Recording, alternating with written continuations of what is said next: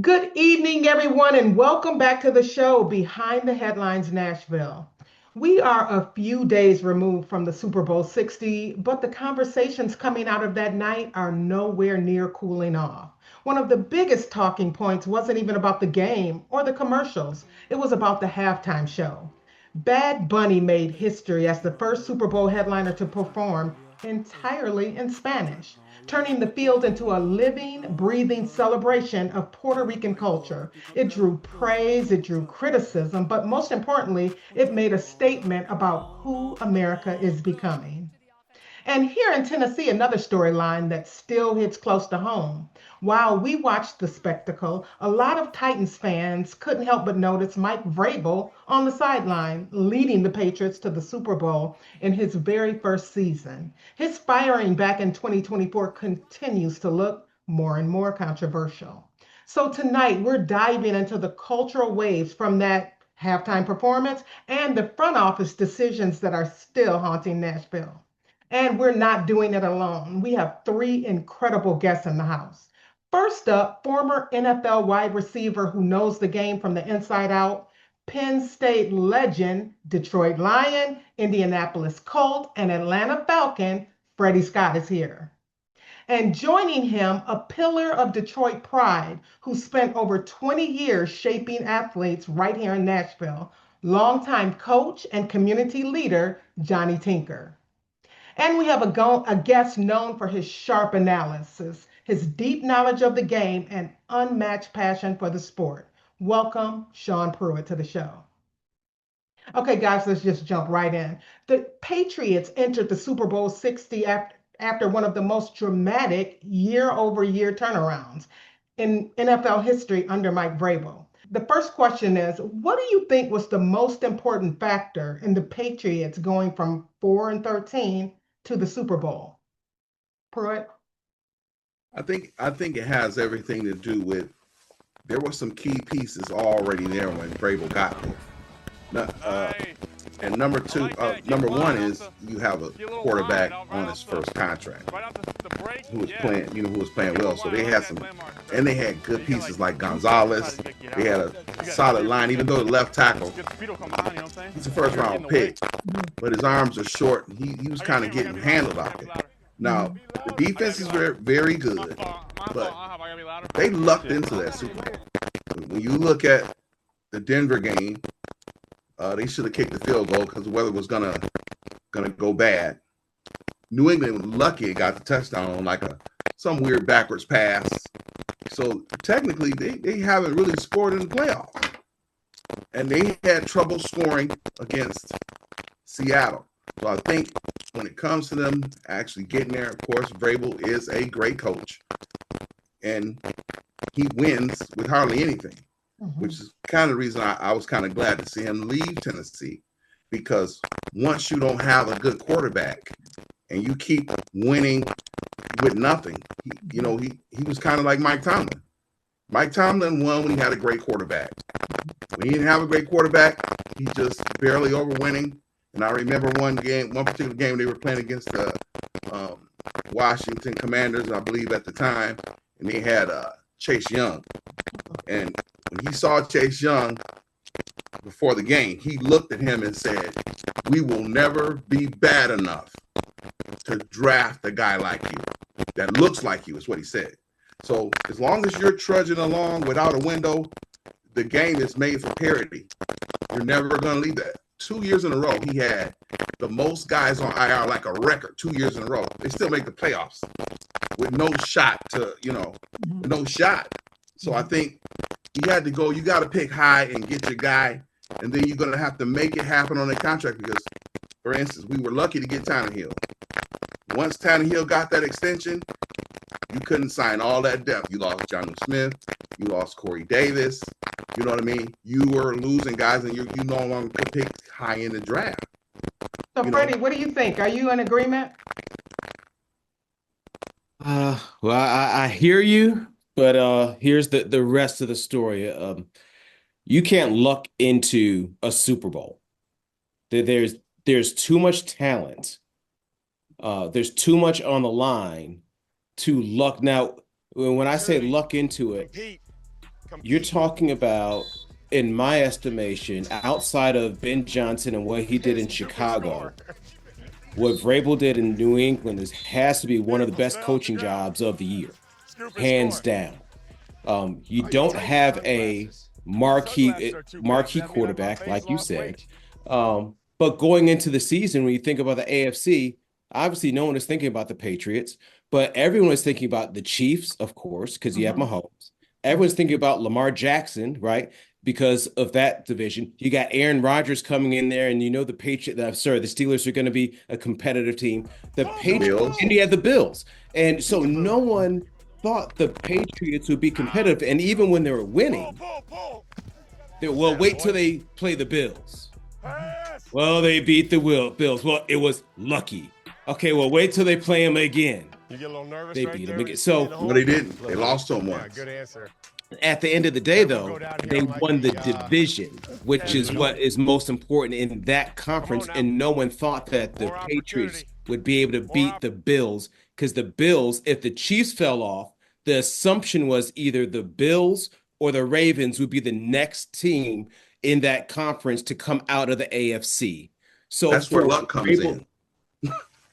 Well, but for Vrabel to be able to win ugly, I call it, he knew his team.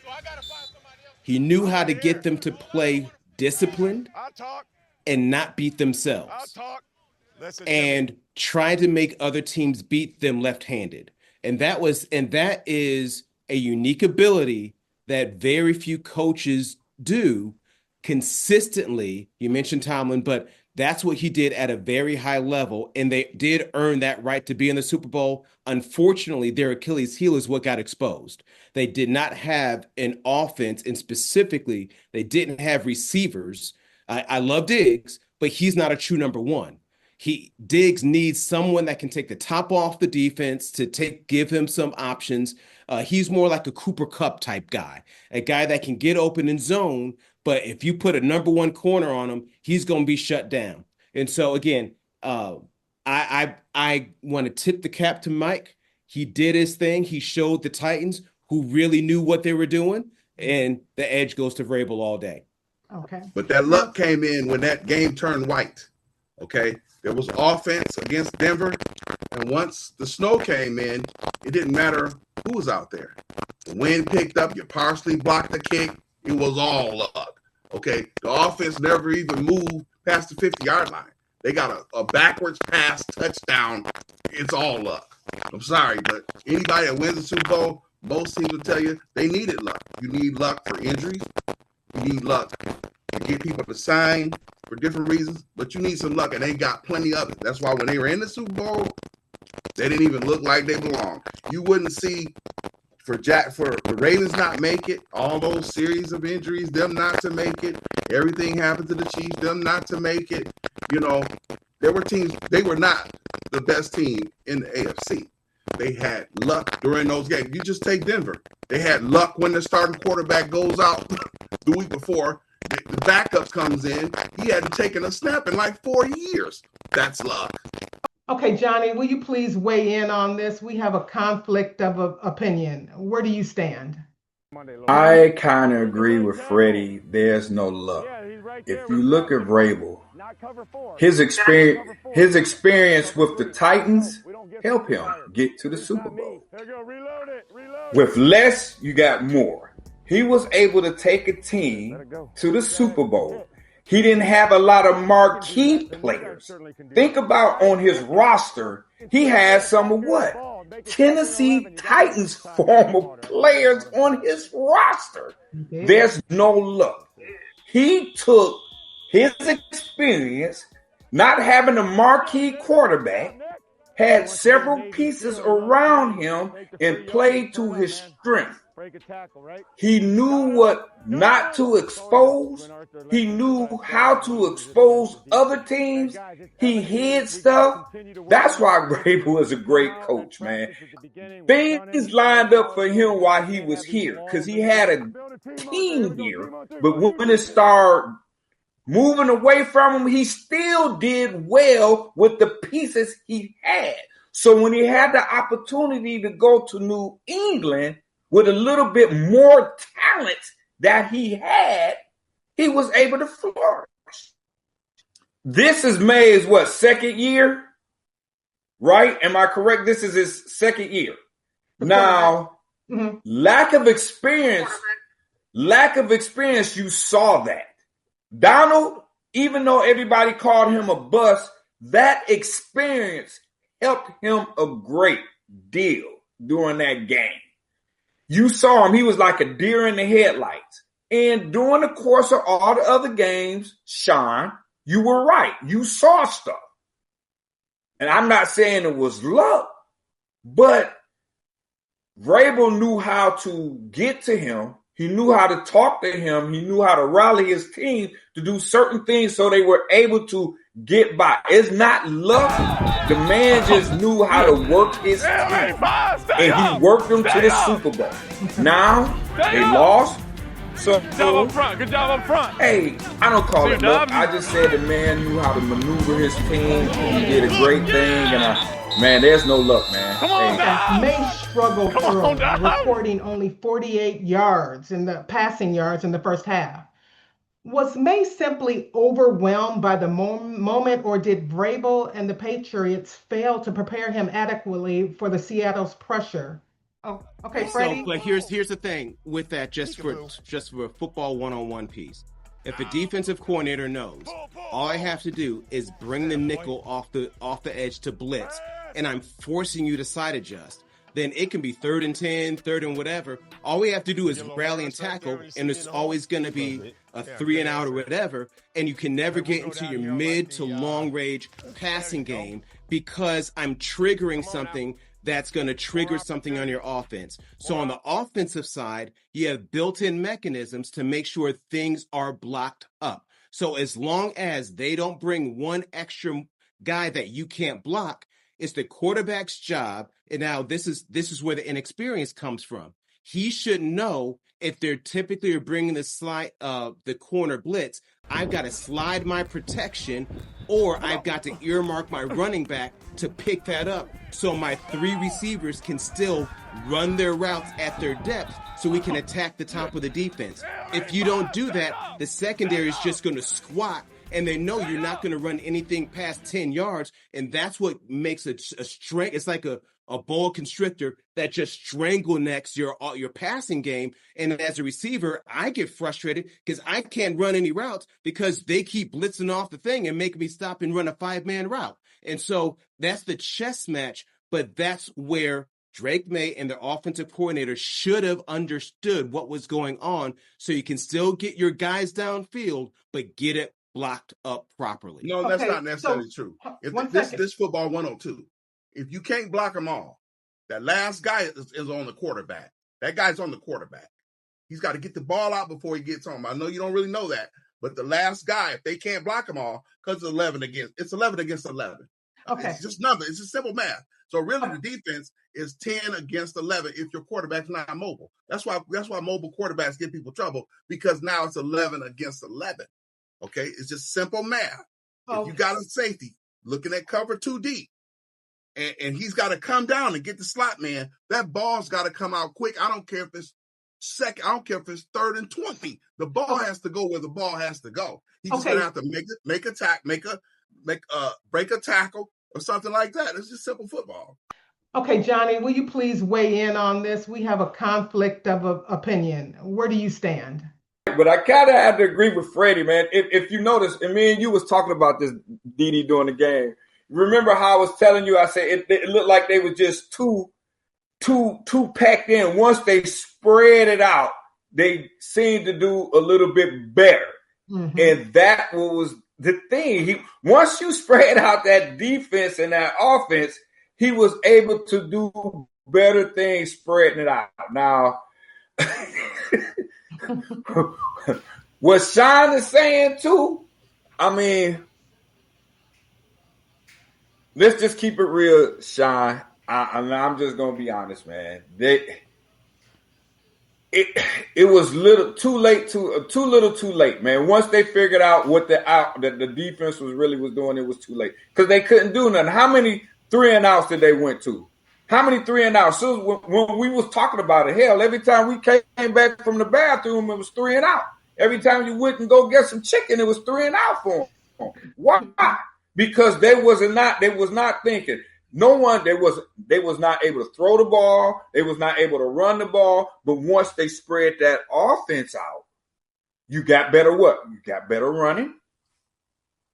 And he was able to pass the ball. I'll say this, and you triggered something, Johnny and Sean, about protections. I remember 98, I was with the Colts, and we had some guy named Peyton. And we were going over blitz adjustments. And so if you call, Peyton was a pro at, calling out the mic and identifying protections. Now, what the quarterback is doing is sliding the protection and also communicating to the slot receiver. So let's say if I'm in slot and I've got a nickel over me, he would point at two guys. He'd point at the backer and the slot. And that will let me know if the nickel goes and that backer goes. That's when I would slide adjust because we don't have the protection to pick them up. One of those guys are going to be free. But if the nickel goes and I look and the backer's still there, I run my route. And so, but that was a very smart quarterback that understood protection, that could slide his protections appropriately, that would know if someone's free, I know who's going to be free, and I can communicate to my receivers to let them know if I need them to side adjust or if you can run your route all out. Drake May still has to develop that aspect of his game, and his coaching staff needs to help him by not just being married to one game plan, thinking this is the only way we can move the ball offensively, and be willing to adjust to make the game easier, especially when bullets are flying the way they were in the Super Bowl. Mike Vrabel was fired after back-to-back losing seasons despite a strong overall record and multiple playoff runs. And now the Titans are building a $2.2 billion stadium and they have to fill those seats. Former Titan Taylor Lewan said that Vrabel was the emotional core of the locker room and firing him tore apart something beautiful. So the question is, looking back, was firing Mike Vrabel one of the biggest Titans missteps of the decade? I'll go first. And there's so much ego in the business of football, right? And you can tell typically the franchises that are successful typically have more stability, trust. Look at the Steelers. They've had, 3 coaches in the past 50 years, right? Because when you're our guy, you're our guy. If I'm the owner, I write the checks, but I trust the football operations to do their job. But when you look at other organizations, Browns, I can list where there's so much turnover because the owners, Cowboys, where the ownership feels like they know more than what they really do, than when a football person like a Vrabel is in the building communicating this is the direction that we need to go. Mm-hmm. But then there's that disconnect and they don't trust the process. Mm-hmm. You get what you get. And the reality is you judge a tree by the fruit. There are organizations that tend to be successful. The Patriots are one of those organizations, and they prove that now without Belichick and without Brady. Mm-hmm. So now you can't, yes, as great as they are, GOATs and all of that, what Pat Kraft has just done is shown that I'm a G when it comes to being an owner and being able to identify the right people in my building that can lead my football operations. And that, to me, is something that is very impressive to see because that is not what we see yet with the Titans. Because anytime you have turnover within 1 or 2, 3 years, mm-hmm. you literally have reset the roster back by at least 4 to 5 years. Because the coach 2 years, 3 years ago was drafting for a specific skill set for his offense or his defense. Mm-hmm. Now you fire that OC or that DC. Mm-hmm. Now the new guy comes in. We're drafting a guy for that skill set. Now we have a whole new staff coming in and the roster may not fit the scheme that he wants to do. Mm-hmm. And so you have to have stability in your coaching staff running the systems that you run, so that way your draft picks over the next 4 years can give you the depth and talent to run your scheme. And your scheme is what will win. And having all those guys on your rookie contracts, especially if you hit in the draft, allows you now to choose which guys earn that second contract, which guys are free agents that we use our salary cap money in. But the base of your team has to be hitting on your draft picks, but those draft picks have to align with the structure and the scheme of your offensive and defensive coordinator. And when you keep changing staff, you reset the clock too much, and it causes too much instability. And I don't see them being able, unless there is a dramatic, like right now, if you look at the Titans, I'm not scared of your running back. I'm not scared of any of your receivers. There's nobody offensively that I'm scared of. So there's too much that you have to build. So unless you're going to do what the Rams did, we're going to spend a lot of money in free agency, and I'm rolling it out that we're going to go ahead and do it so we can make a run for the Super Bowl because we're hosting it. But unless the owner's willing to make that type of financial investment, it's going to be a minute. Sean, what do you say? Well, a lot of what happened with the Titans was front office issues. A lot of it had to do with Vrabel not agreeing with the GM and what players you get, what players you keep. Okay, because he told AJ Brown that as long as I'm coaching here, you're going to be a Titan. And then he's gone. I think that right there was about the ego Freddie talks about. I think the GM wanted to let him know, hey, I'm running this, and you ain't in no position to tell anybody that. Okay, you turn around, you miss on the Treylon Burks. Okay, you completely whiffed on Isaiah Wilson. I think he only played one down. He was a first round pick. I think he played 2 downs with the Titans. You can't miss like that. And then you have Taylor Lewan, I think, had back-to-back ACLs. I think Derrick Henry, a couple years, was the most hit back in the backfield. So right now, they're just now starting to get the line together. And they picked up a guy at left tackle. I guess it allowed Latham to play right. But I'm looking at this, and like Freddie said, there's nobody you need to game plan around other than the defensive tackles on defense. On the offense, there's nobody that scares you. And no matter what happens, there's nobody. We can all go back. Do you agree? Yeah, but we can all go back and look at some of the draft picks that we picked that were busts. We can go back to Tyrone Calico.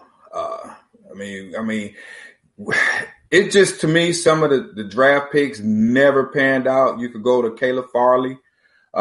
Nice kid, but he just didn't pan out. It was like we never, how can I say this politically correct, guys? We went after guys that was injured.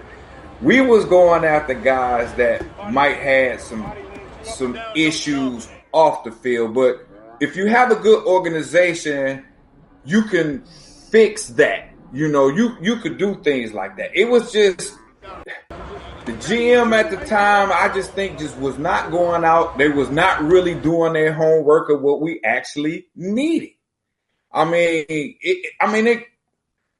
Freddie, you played.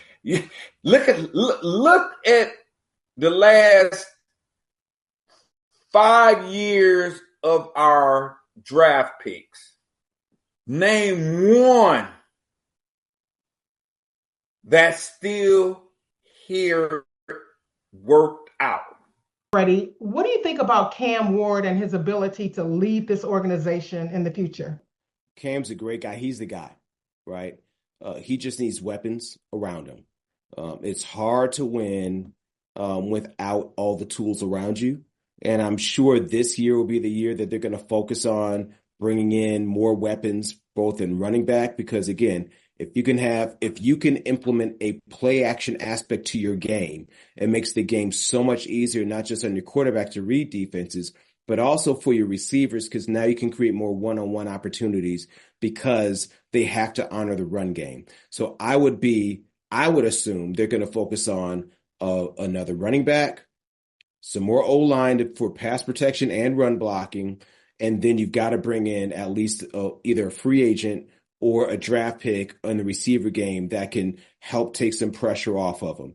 I personally am not going to say Cam isn't the guy until he's been able to be evaluated with all the tools around him necessary to make it fair, right? And or you have to have an offensive coordinator that is so creative, right? If we don't have the guys, like what my guy with the 49ers did, man, we don't need Deebo Samuel, we don't need Brandon Ayuk, but we're still going to go out here and still came one game away from being the 1 seed in the NFC. That was a offensive play calling genius masterclass of playing with quote unquote not ones at receiver, but what you did have was a Christian McCaffrey. So if they can get a running back that the defense has to honor, it opens up so many things, boots, play action pass, sprint outs, all types of things that allows the quarterback to do what he can do and makes the game easier to read. Okay, Sean, and what do you think about that? Do you agree with Freddie? And what do you think the new coach, how do you think he will impact all of this? Do you think he will help Cam Ward be successful? I mean, I agree with him. Really, everything is off the running game. Like you said, you're going to get the play action game. You're going to get a safety brought down in the box. So you'll have single high where, like you said, receivers will be able to do one-on-one on the outside. And it helps the pass rush because they have to worry about that running back. So they can't just peel their ears back every down. Now, when it comes to Cam Ward, to me, I think they should have traded out of the pick.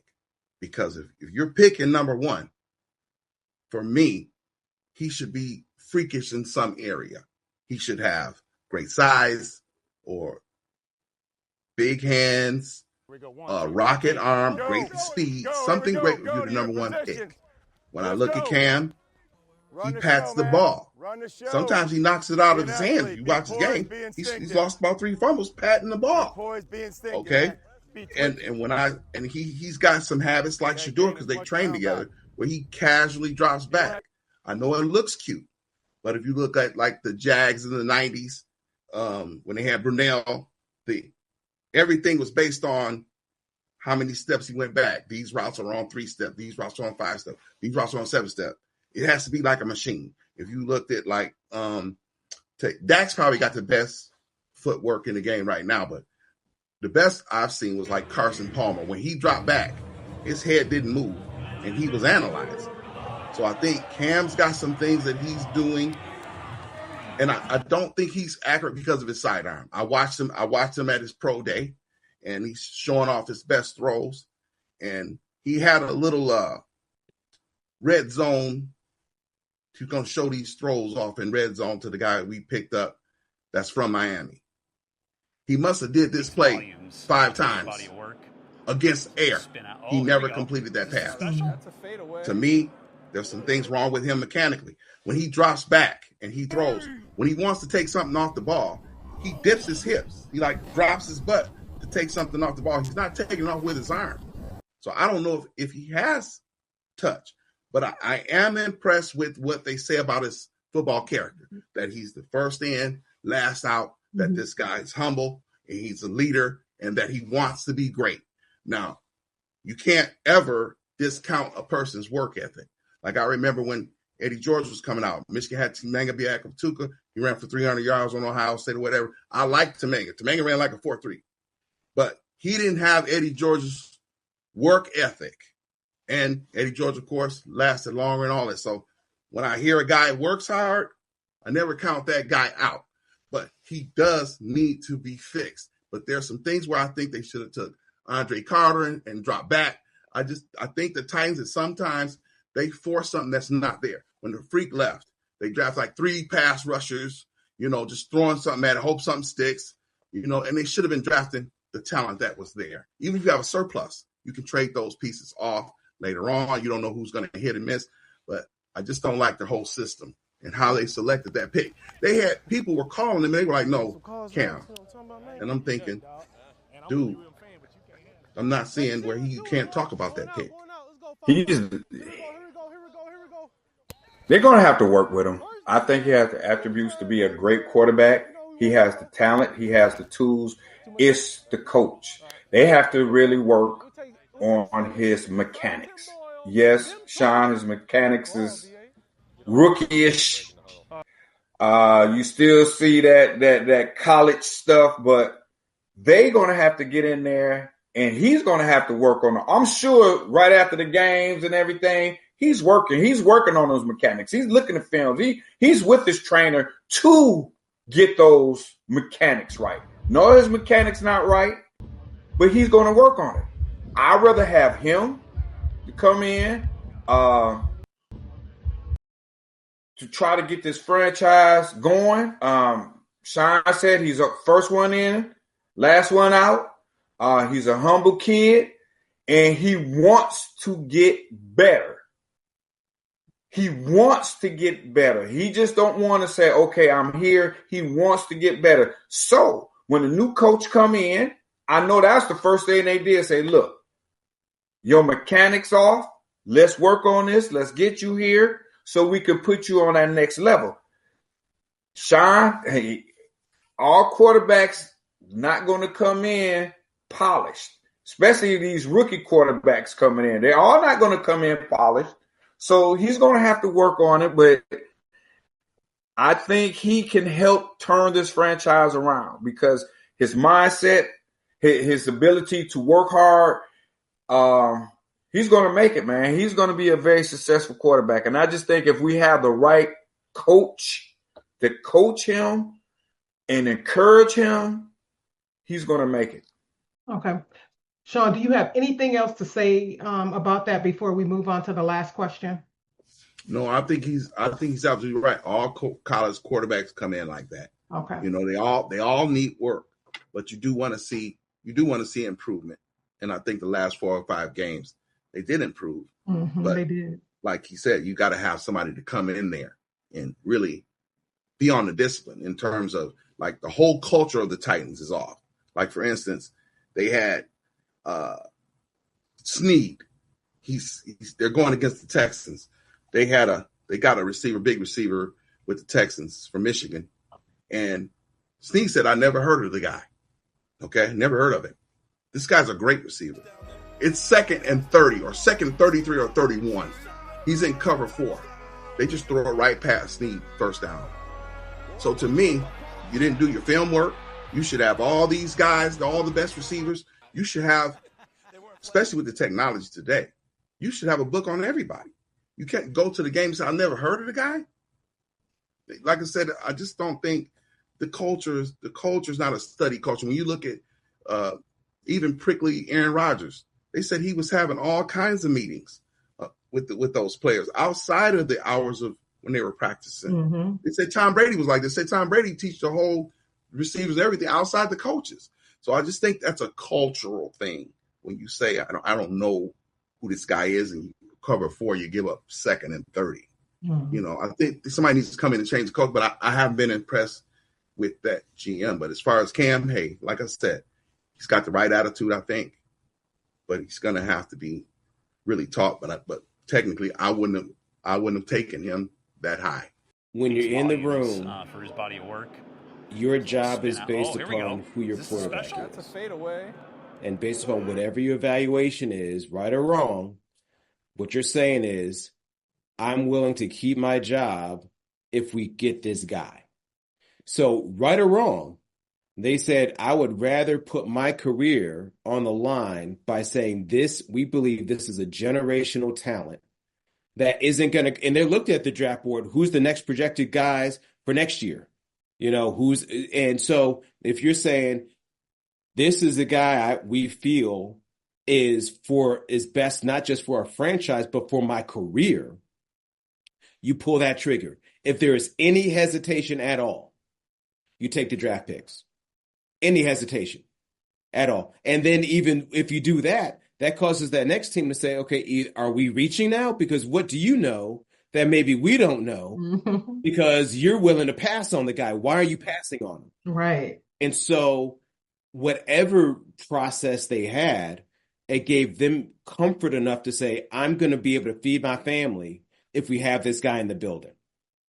Okay. Thank you, guys. I appreciate that insight. Okay, here is our last question. Donald Trump called Bad Bunny's all Spanish halftime show one of the worst ever. What does Trump's reaction reveal about the cultural divide in America when it comes to language, identity, and representation on a national stage? Freddie? There's always going to be an us, them, black, white, whatever. This not rocket science. This has been going on for hundreds, if not thousands of years. So we shouldn't see any of this as like, oh my gosh, I can't believe. Just roll the tape back and look at what has always been. Typically, anytime there's a difference, whatever difference, racial difference, economic difference, the Chinese hate the Japanese, like it doesn't matter. This is a sin issue where I see people through the lens of how you're different than me. And I'm allowing that to justify how I treat you, how I perceive you, etc. Also, the reality is what the NFL did was a business decision. They realized as they're expanding the game internationally, and they're having games in Mexico, all those things, you know what? They just had eyeballs over in Europe and in Mexico and other places where they now are expanding the business. So they made a business decision on what's best for business. Guess what? All of us English speaking folk still watch the second half. So they still have the ratings. You still gonna watch the game, but they're able to gain potentially a new crowd of followers of fans by exposing to an entirely different market. Was it a risk? Possibly. They'll know once they check the bottom line in the bank account of how many fans were buying jerseys and stuff like that were in those other Latino markets. But at the end of the day, how we treat it and how we adjust to embracing people and seeing people and loving people as they are, that's on us, not any one person. Not one person, whether or not it's a president or a politician or whomever, is going to dictate how I treat someone. And it's our responsibility as a people to make sure that we reflect the right character and the values that reflect what's important to us in the community that we want to build. One other piece to it that, now again, I'm going way back in history now. Okay. When you go back to Frederick Douglass and Booker T. Washington, and we're coming out of slavery, and we're wanting to be integrated into America, right? There was an embracing of what was known at the time of American culture. There was an embracing of education. There was like when you read A Narrative of the Life of Frederick Douglass, when you read Booker T. Washington, when you read W.E. Du Bois, and how articulate they were, and be able to use the English language to be able to debate, to speak. Now, obviously, there are still issues out there that people still have, but in order to play the game, you've got to be able to understand how to navigate within the game. And so there is two camps that you could have historically. Either it's this is my culture and you better embrace it, and if you don't, you're hating on me. Or I understand who I am, where I came from, and my identity, but also I'm a part of a greater narrative. And that was one of the beautiful things that Dr. King has done over the years and other great civil rights activists, was they were able to play the middle ground. They were able to, you're never going to be able to get the far right and the far left to move. But if you can get that middle ground to understand your message, now you have the numbers, because all you need is 51% to vote who you want to vote in. You don't need 70. You just need 51%. And you win by winning the middle ground. And so from that standpoint, I think Bad Bunny could have won the middle ground if he would have had a verse, something that people could have understood. I could see the value. You would have de-escalated all of the tension of that side.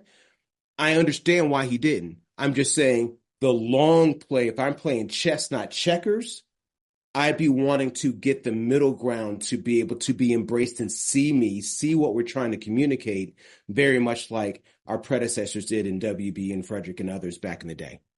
He named all the countries in the Americas and said, this is really America.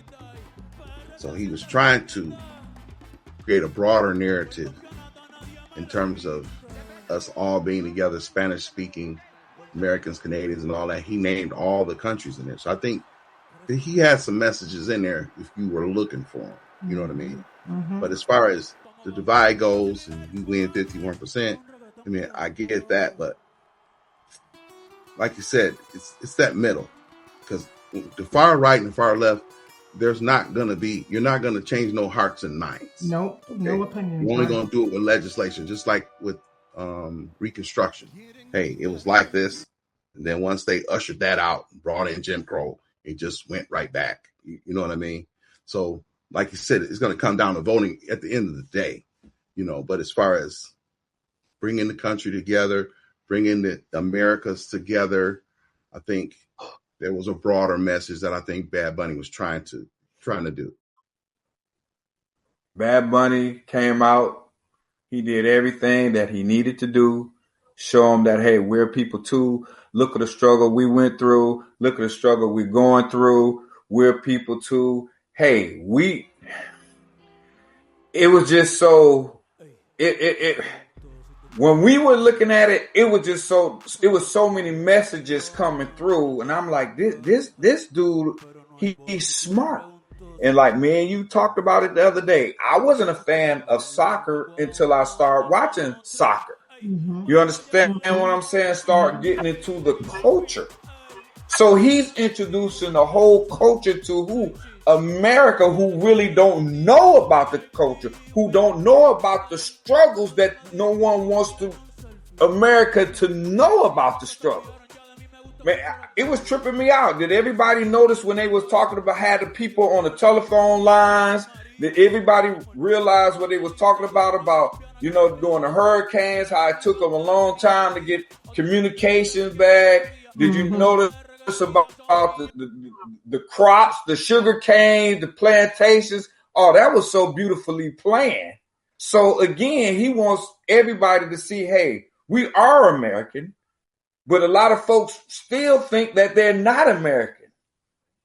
I mean, it sounds crazy, but that's what it is. When you said when I spoke to the president of such and such, and you are that president of the such and such, a lot of folks just didn't realize what was going on, and he was real smart on how he marketed. To me, he should have had more celebrities on there. I would have got every Latino celebrity was out there. I would have went back to Gloria Estefan. I would have got everybody on that stage out there. I'm talking about it. You see, he had Ricky Martin. Gloria Estefan. I would have had Sheila E. I would have had Ricky Iglesias. I would have had everybody out there to say, hey, we are Americans. And this is what's going on. It was brilliantly marketed. They know what they were doing. And the NFL know what they're doing. Because now you had a lot of people was watching the Super Bowl for who? Bad Bunny. It was a lot of fun to listen to some of the brightest minds in the industry discuss what America is talking about today. So thank you so much for joining Behind the Headlines Nashville. Please remember to like and subscribe. And if you have any topics that you would like us to cover, comment below, okay? Thank you, and we'll see you next time.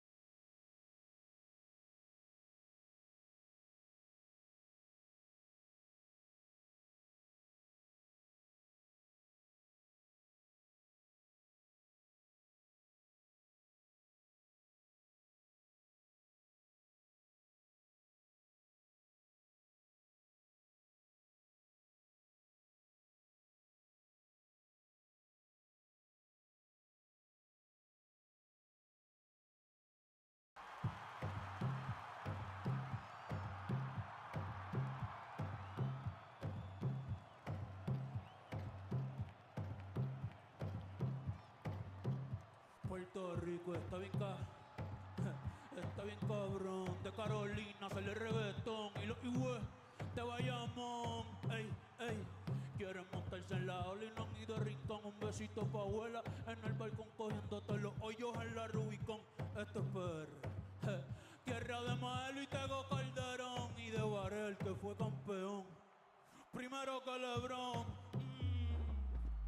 Maldita sea. Otro pagón, vamos para los bleachers a prender un blon. Antes que a Pipa le dé un buffet. Puerto Rico está en está en cabrón.